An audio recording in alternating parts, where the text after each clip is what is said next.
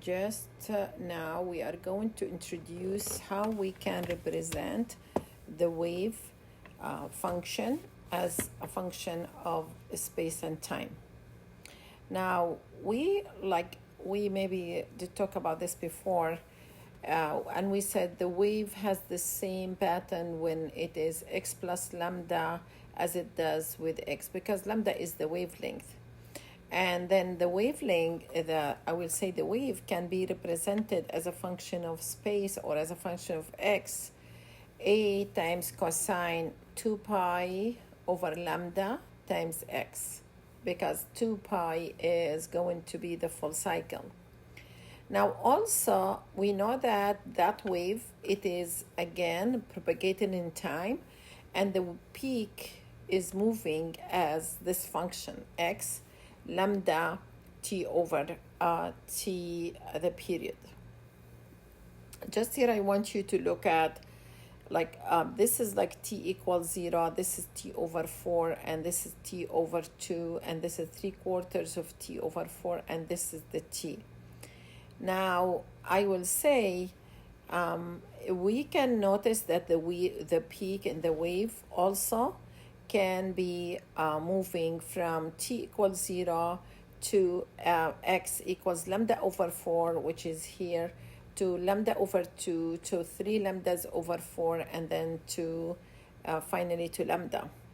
And based on this, what I can write, it is x minus lambda t over capital T equals 0. And from that also, I know that when x equals lambda at t equals 0, it's going to be the same as this expression here. Finally, I will conclude that my function as a function of space and time is going to be a cosine 2 pi over lambda x minus lambda t over t. This here is representing the space, and this one here representing the time dependence. Then when I compare the wave with these numbers here, y was given as a function of time and a space as 13.5 centimeters times cosine 2 pi over 7.5 times x minus 2 pi over 16 seconds times t, I can conclude that A is going to be 13.5, comparing the two equations. Y is 7.5 and T is 16.4. Then I will say this is actually this is kind of convenient way representing the wave with all its properties can be derived from this equation. Okay, and here this is just showing you again what we were talking about, and this is the final expression that we are going to use in describing the wave. Let's assume here I have a wave on a string that is described by the following equation. I can say that I can calculate the amplitude by matching the two forms. A equals 15 centimeters. For the wavelength, I can take the x value and compare it with the numbers here, and then finally find that lambda is 10 centimeters. And for the period, I will compare the time function. Okay, I was asked to calculate the speed, then v, it is lambda f or lambda over t, which is 10 centimeters divided by 24 seconds, and this is going to be 0.42 centimeters per second. And finally, the last question, in which direction does the wave travel? The wave travels to the right, and the reason is that the term x and t, they have opposite signs.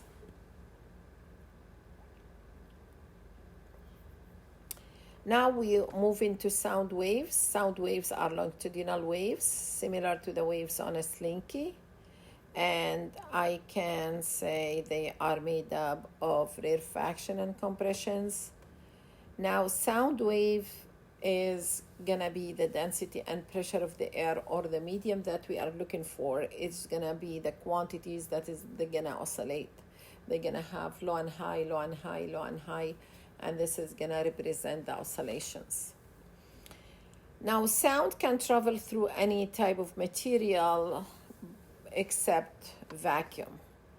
Yeah, this is a main difference between sound and light. Light can travel in vacuum, but sound cannot. The speed of sound is different in different materials, and when it is like higher the density of the material, the I will say the sound is gonna move faster, because like I will say the molecules are more connected, and then is gonna make it like easy to transmit sound. And also the speed depends also on temperature, especially when we talk about gases, and this is the reason why it was given in some of the liquids and gases, given the temperature, because the temperature is gonna affect. Okay. We just determined that the wavelength of the sound wave will change when it passes from air into water. How will the wavelength change? I will say, since it's gonna go to more moisture, to more liquid, this means that V is gonna be more, and then the wavelength should increase, because V equals lambda times F.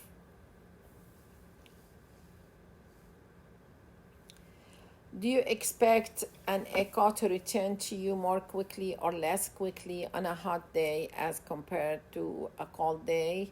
It is more quickly, because now, like I would say, light sound is gonna move faster. There is an equation that is giving us the speed of sound as a function of time. The speed of sound is gonna increase 0.6 meters per second for every degree Celsius increase. Now, there are other properties that I'm looking for with sound, like loudness. And loudness is going to be related to the intensity of the sound wave. Then I will say the intensity is going to be the one that is going to give me the loudness. Okay, the loudness also has to do with the amplitude. Okay, it doesn't have any connection to the frequency. The pitch is related to frequency, and there is a range of frequencies that we can hear, which is 20 hertz to 20,000 hertz. The upper limit can change or can decrease with age. Okay, now anything above 20,000, we call it ultrasonic or ultrasound. Anything below 20, we call it infrasonic.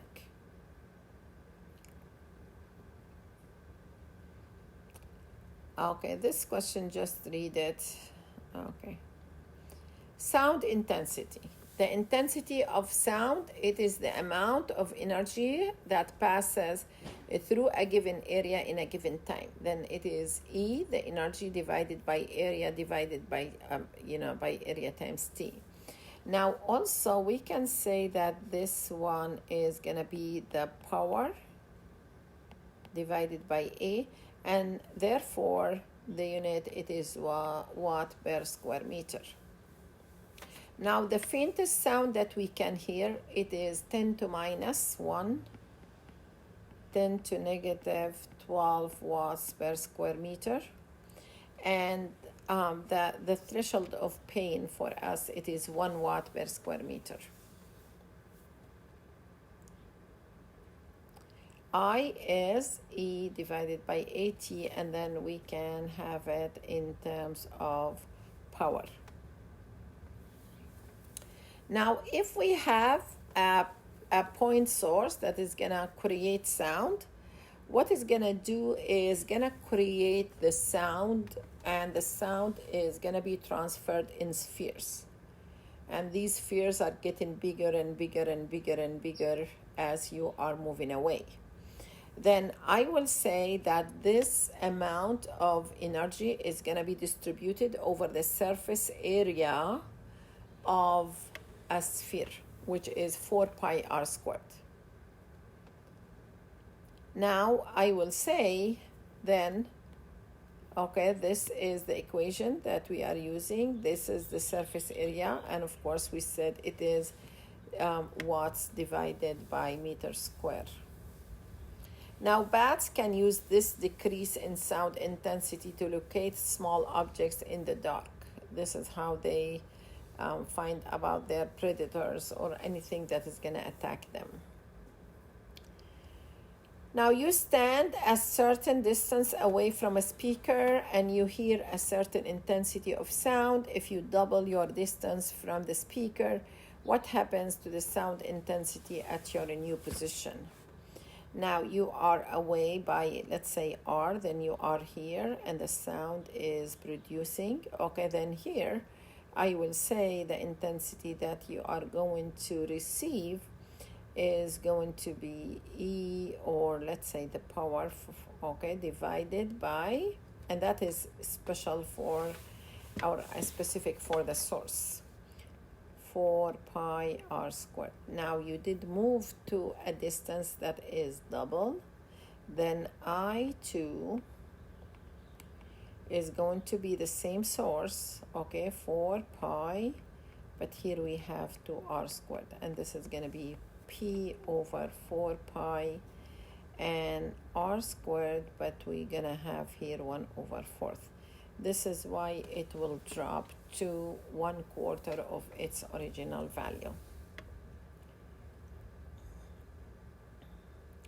Now, I will say the range for intensities is a very wide range. Like we said, like from 10 to minus 12, maybe to 10. I cannot remember like what's like, you know, but just at least to 1 watts per square meter. Then we have a wide range of intensities, and it is more convenient if we are going to use a logarithmic scale to define the intensity values, and this is why the decibel was created.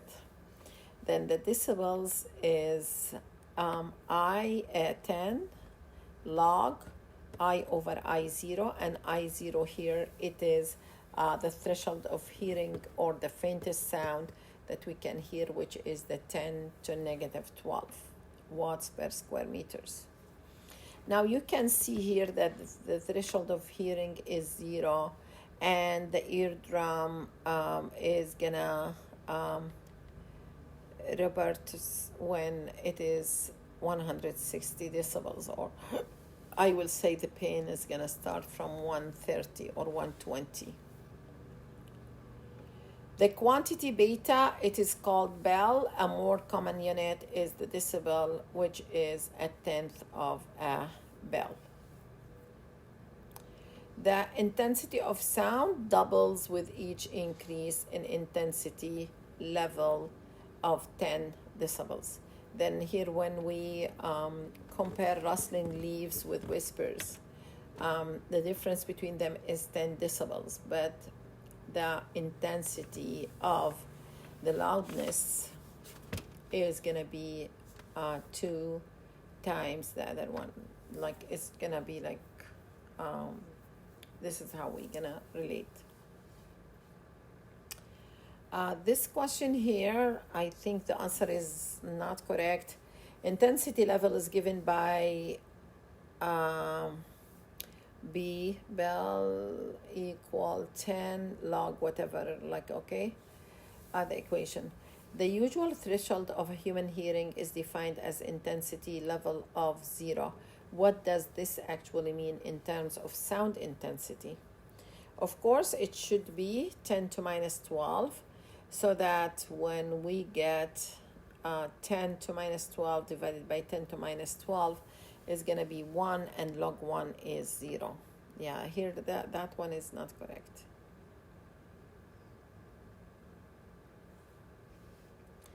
At a recent rock concert, a decibel meter registered 130 decibels when placed 2.5 meters in front of a loudspeaker on stage. What was the power output of the speaker, assuming uniform spherical spreading of sound and neglecting absorption in the air? We can put like the bells equals 10 log I over I0, and I have it 130. I will take I will take 10 to the power of the two sides, so that I will get rid of the log, and then I will get I equals 10 watts per square meter. How far would the intensity level be somewhat reasonable at 90? Okay, and I will find first what is really the power for that source, because it's gonna be the same. And I will say here I have the 90 decibels. I can get what is that I, and then I will substitute the value of P and the value of I to get the radius here, or like the distance. I will stop here. Okay, I was recording the first one and I discovered that no sound, and I don't want to have that situation again. Let's have it short.